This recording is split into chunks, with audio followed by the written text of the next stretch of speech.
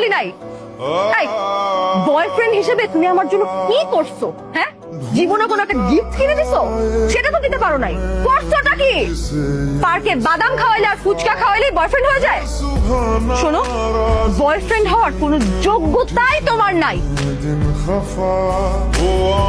আজকে থেকে তোমার সাথে আমার ব্রেকআপ।